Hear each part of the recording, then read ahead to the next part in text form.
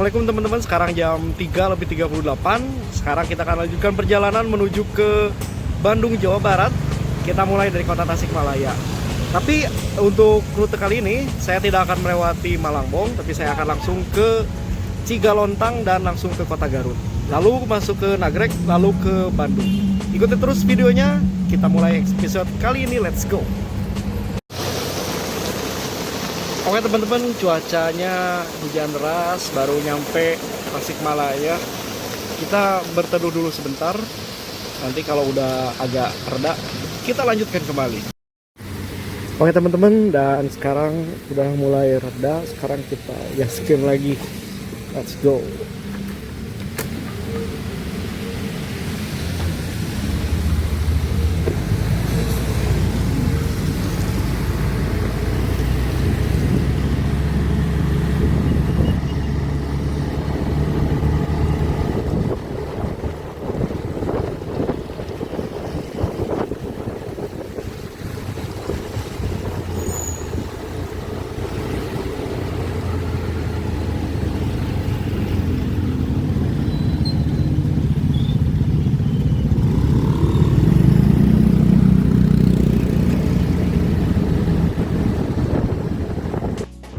Oke teman-teman, tadi sempat tertahan hujan yang lumayan deras di Jalan HZ Mustafa.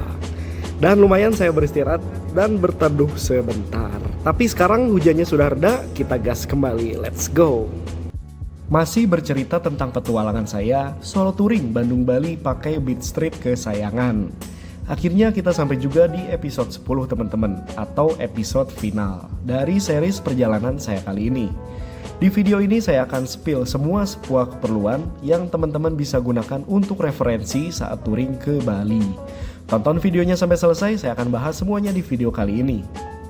Jangan lupa siapkan cemilan dan kopi, karena video kali ini cukup panjang, sampai ngalahin durasi dari sinetron. Haha, let's go. Singaparna, sebelumnya biasa kita lewat Nagreg, Malangbong, Limbangan. Nah, sekarang kita akan coba lewat ke Singaparna. Let's go.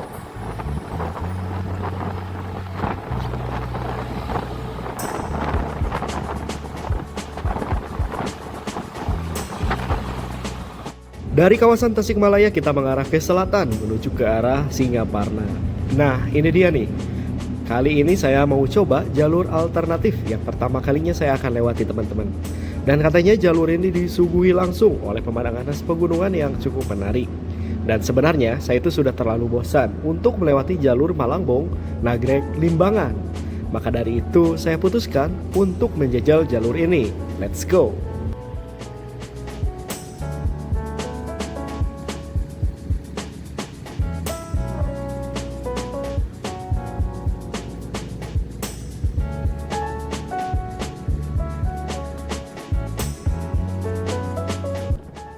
Berbeda dengan jalur Nasional 3 yang sering saya lewati, nah untuk first experience jalur ini cukup kaget.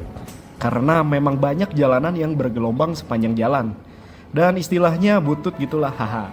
By the way, ini masih di kawasan kota Tasikmalaya, belum memasuki kabupaten. Tapi keadaannya ya begitulah, let's go.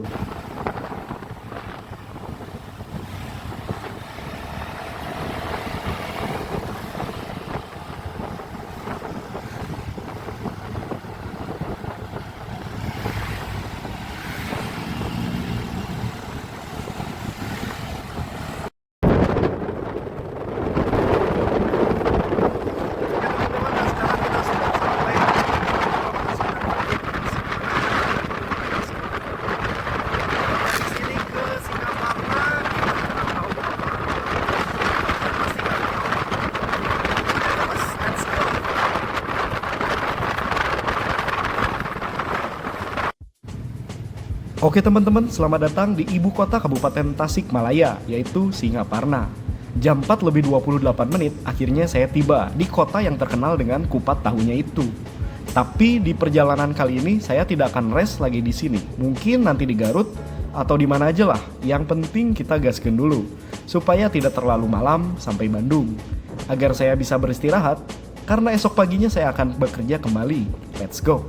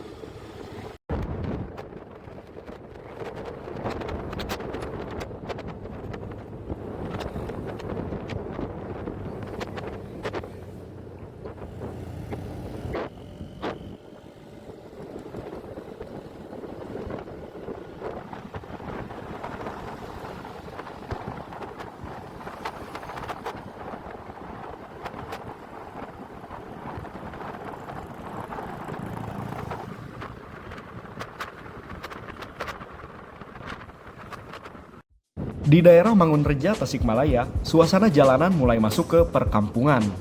Bisa dibandingkan sendiri sama teman-teman, bagaimana situasi jalur nasional 3 yang cukup ramai, kontras dengan jalur daerah ini.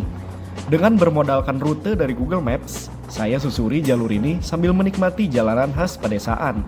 Meskipun ini belum terlalu jauh dari pusat ibu kota Kabupaten Tasikmalaya, yaitu Singaparna.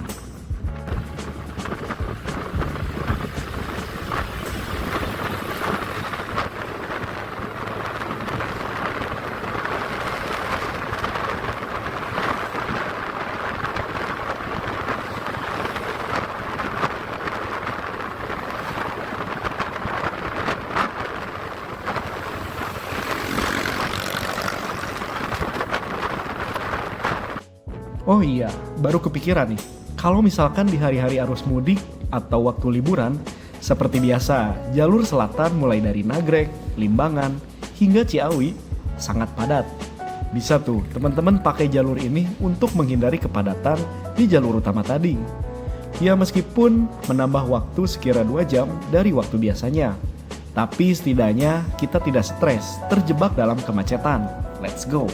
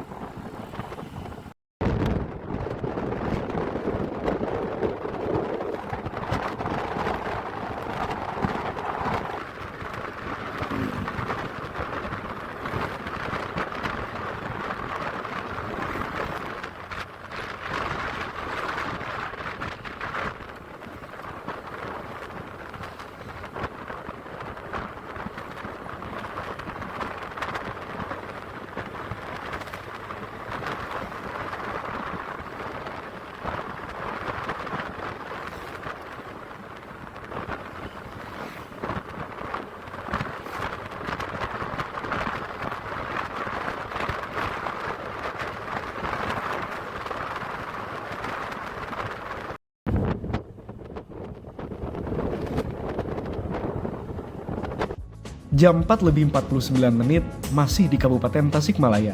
Saat ini saya sudah memasuki Kecamatan Salawu. Nah, untuk suasana jalanan masih didominasi oleh perkampungan warga, suasana pedesaan.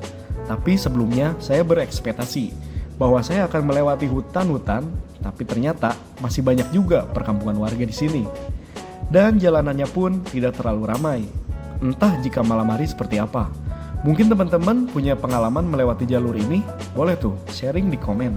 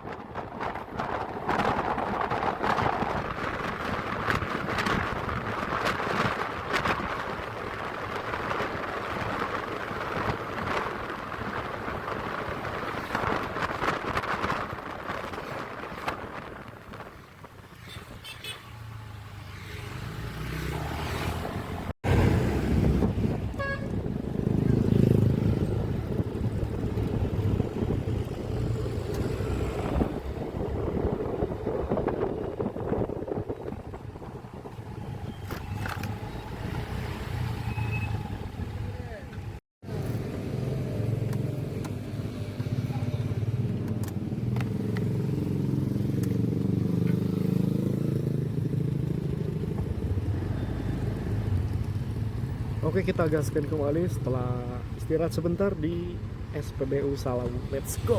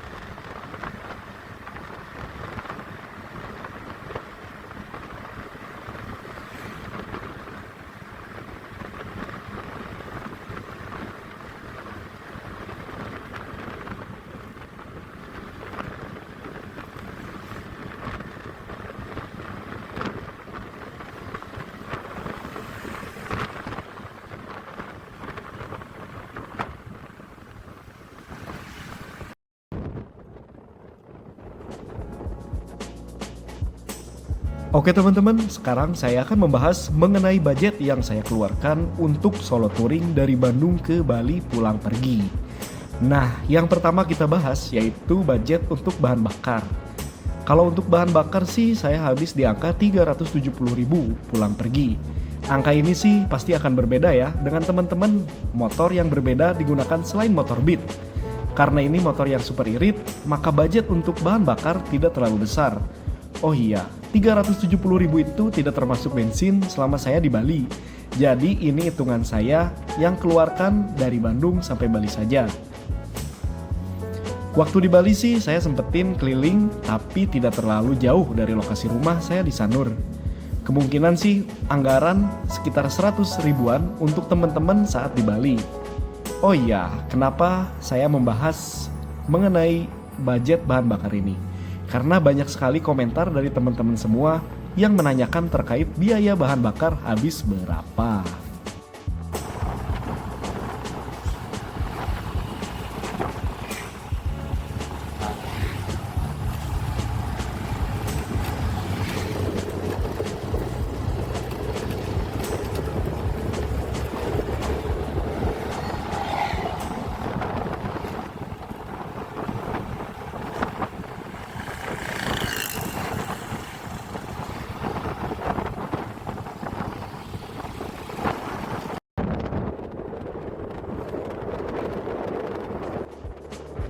Nah, yang selanjutnya saya akan bahas mengenai biaya ganti oli. Banyak sekali tuh komentar dari teman-teman semua yang nanyain, "Bang, ganti oli berapa kali?" Kalau saya sih sekali aja ya, waktu di Bandung sebelum berangkat. Jadi, biaya yang saya keluarkan untuk anggaran ganti oli senilai 60 ribuan aja. Oh iya, merek olinya sendiri saya pakai dari merek kerang-kerangan warna kuning itu. Karena ganti olinya gratis, cukup membeli olinya saja teman-teman di minimarket yang ada di dalam pom bensin tersebut. Jadi lumayan lah, bisa menghemat budget dan juga menjaga keaslian dari oli tersebut. Karena akhir-akhir ini banyak sekali kasus oli palsu yang sangat merugikan pengendara bermotor. Bisa rusak tuh mesinnya. Jadi untuk keamanan saya saranin untuk ganti oli di SPBU Kerang Kuning itu. By the way, ini saya tidak di-endorse ya. Selanjutnya yang paling krusial dalam berpergian atau traveling. Yap, tempat istirahat. Jadi saya itu saat pergi berangkat di hari pertama, saya menginap di saudara saya di Solo. Lumayan kan, bisa ngurangin budget. Lalu di hari kedua, saya bablasin aja, nggak istirahat. Karena langsung menuju Denpasar. Karena dari Solo sampai Denpasar, saya membutuhkan waktu ngegas lebih dari 20 jam. Berangkat dari Solo jam 5 subuh, nah tiba di Denpasar jam 2 subuh lagi teman-teman. Hampir seharian ya, kuatlah, hehe. Lalu untuk pulang menuju Bandung, saya lakukan hal yang sama seperti saat berangkat ke Denpasar, yaitu menginap kembali di rumah saudara. Jadi teman-teman, kenapa saya bilang krusial masalah penginapan ini? Dan teman-teman harus menganggarkan budget lebih untuk tempat beristirahat. Dikarenakan perjalanan jauh itu sangat menguras tenaga dan juga membuat tubuh lelah. Apalagi nih, di hari berikutnya kita harus kembali ngegas. Bagi teman-teman yang biasa gitu ya, beristirahat di Hotel Merah Putih atau biasa disebut dengan SPBU untuk menginap, saya sih kurang rekomen. Kenapa? Karena teman-teman tahu sendiri, kita membawa barang-barang seperti motor, handphone, dan juga uang tunai. Sangat riskan jika kita beristirahat atau menginap di lokasi yang terbuka. Selain menjaga keamanan barang bawaan, faktor tubuh yang lelah juga patut dipertimbangkan. Karena cukup dengan uang 150 ribuan aja, kita bisa mengisi tenaga, yaitu beristirahat tidur dengan tenang, tanpa khawatir barang-barang bawaan. Ya kalau misalkan rest 1 jam atau 2 jam sih nggak apa-apa ya. Tapi kalau sampai nginep di ruangan terbuka seperti pom bensin atau di tempat asing, saya sih kurang rekomen. Oke, jadi untuk budget istirahat selama di perjalanan, teman-teman bisa anggarin di angka 500 ribuan aja. Saran saya sih kalau ada budget terbatas gitu, ya cari penginapan yang seadanya. Dalam artian cukup untuk tempat beristirahat semalaman. Tapi kalau teman-teman uangnya berlebih, bisa tuh cari penginapan yang sekalian free sarapan supaya langsung terisi gitulah tenaganya, karena kita akan ngegas kembali. Di sepanjang perjalanan menuju Bali banyak sekali penginapan murah-murah sekitar 100 ribuan untuk 1 malamnya teman-teman. Nah untuk pemesanannya teman-teman bisa tuh cari di aplikasi pemesanan hotel seperti Burung Biru dan juga tiket.com. Lagi-lagi saya tidak di-endorse untuk membicarakan penginapan ini teman-teman. Tapi saya berusaha untuk sharing kepada teman-teman semua agar travelingnya dapat dilakukan dengan aman dan nyaman. Nah, sekarang untuk penginapan di Bali itu sendiri, karena saya punya keluarga di Denpasar, jadi tidak perlu mengeluarkan budget lagi untuk biaya menginap. Nah, beda ceritanya kalau teman-teman tidak memiliki saudara atau teman di Bali. Oke, untuk harga penginapan di Denpasar itu sekitar 130 ribuan sampai jutaan. Teman-teman bisa pesen hotelnya di aplikasi sebelum keberangkatan.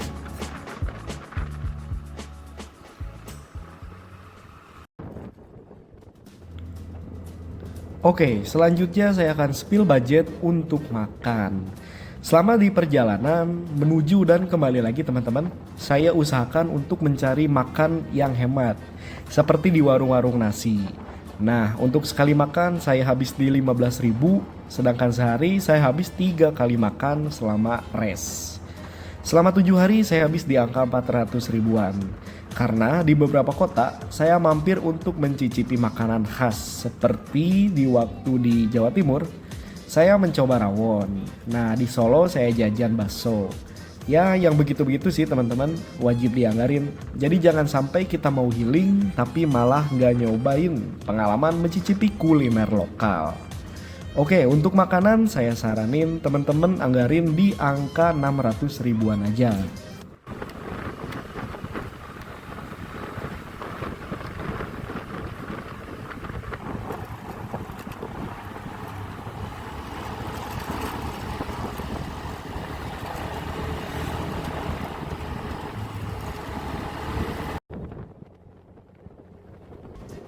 Selanjutnya tidak kalah penting, kita bahas untuk biaya penyeberangan. Nah, untuk tarif kendaraan roda 2 itu sekitar 40 ribuan. Sudah termasuk pengemudi dan juga yang dibonceng bagi teman-teman yang membawa boncengan. Tapi kalau saya sih cuma 1 orang tetap kena 40 ribu. Oh iya, kemarin saya pesan tiket kapal feri itu di aplikasi tiket.com.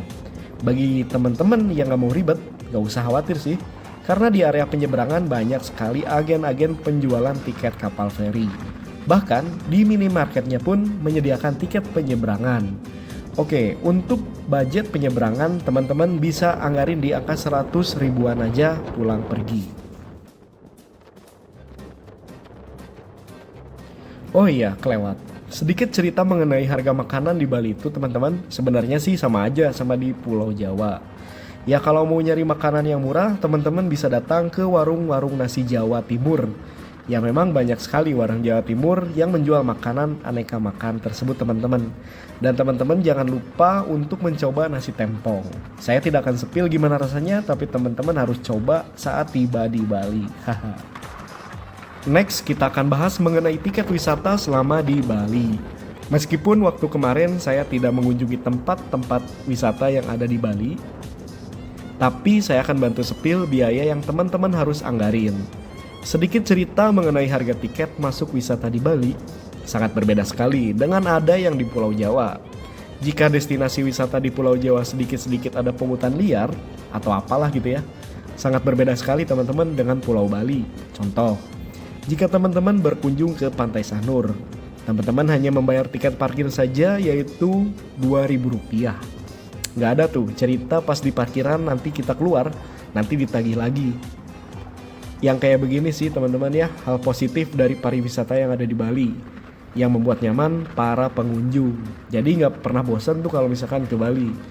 Ya nggak usah diceritain lah bagaimana tempat wisata di Jawa. Mungkin teman-teman sudah paham sendiri. Oke, untuk budget masuk tempat wisata, teman-teman bisa anggarin di angka 300.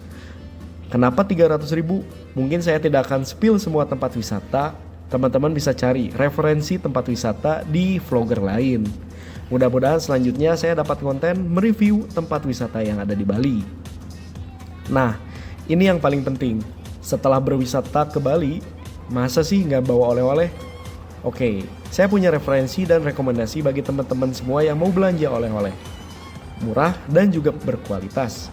Teman-teman bisa melipir tuh ke Pasar Seni Sukawati yang ada di Gianyar. Di sana terdapat banyak sekali kios oleh-oleh yang cukup murah, mulai dari kerajinan tangan sampai pakaian khas Bali. Nah, untuk budget oleh-oleh, saya saranin sih teman-teman anggarin di angka 300 ribuan. Nah, semua keperluan saat berlibur ke Bali sudah saya spill. Teman-teman tinggal menyesuaikan budget aja yang telah saya rekomendasikan. Budget yang masih berbeda bisa dikarakterkan sesuai dengan budget masing-masing. Jadi saya kemarin tuh bawa uang 2 juta dan sisa 100 ribu. Oke teman-teman, kembali lagi di perjalanan part 10 ini. Saat ini jam 5 lebih 19 menit. Saya melewati kontur jalanan yang menanjak. Itu dikarenakan daerah selanjutnya yaitu Kota Garut berada di dataran tinggi. Dan di Tasikmalaya tadi adalah dataran yang tidak terlalu tinggi. Makanya sekarang mulai didominasi suasana pegunungan. Let's go!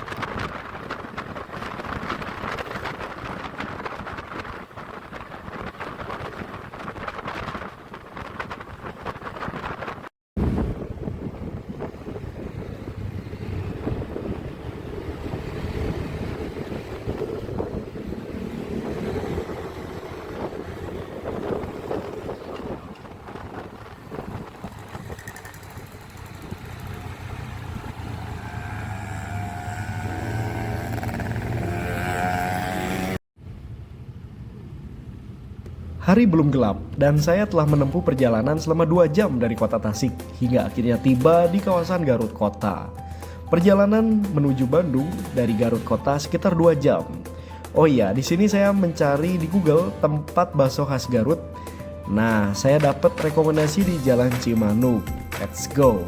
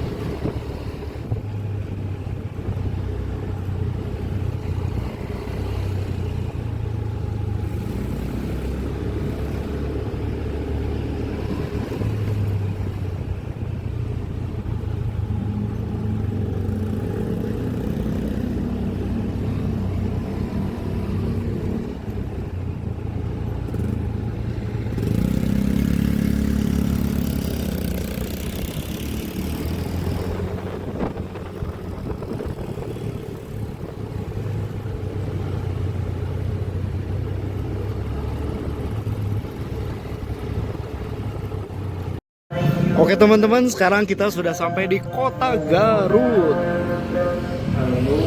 Perjalanan masih 1 jam ke Bandung. Kita lanjutkan, let's go.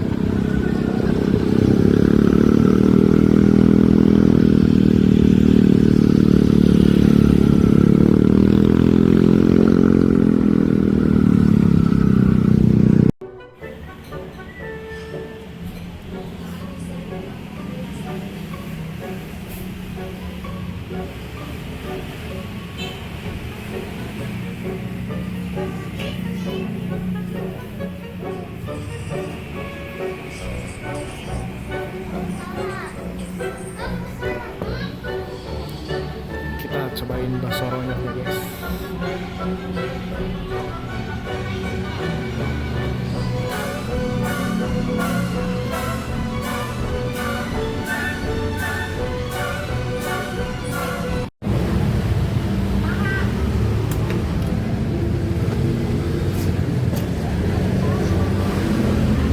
Kita lanjutkan perjalanan teman-teman, let's go.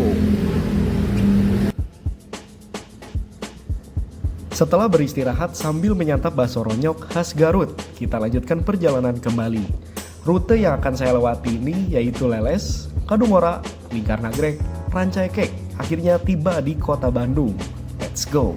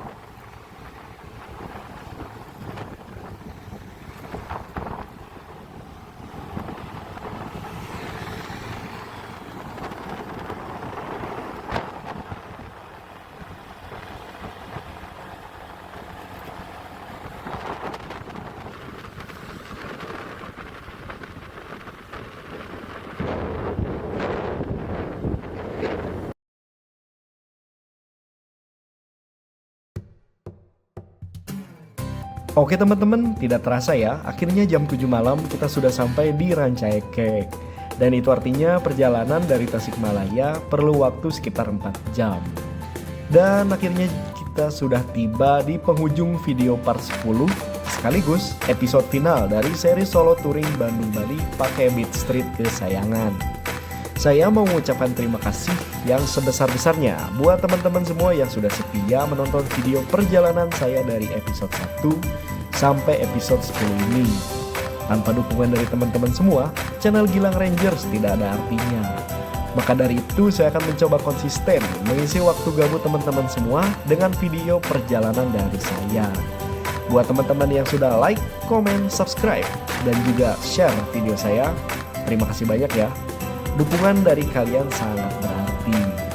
Dan buat teman-teman yang baru mampir, jangan lupa untuk subscribe channel Gilang Rangers biar tidak ketinggalan video-video petualangan seru lainnya. Sampai jumpa di video petualangan berikutnya. Wassalamualaikum warahmatullahi wabarakatuh. Let's go!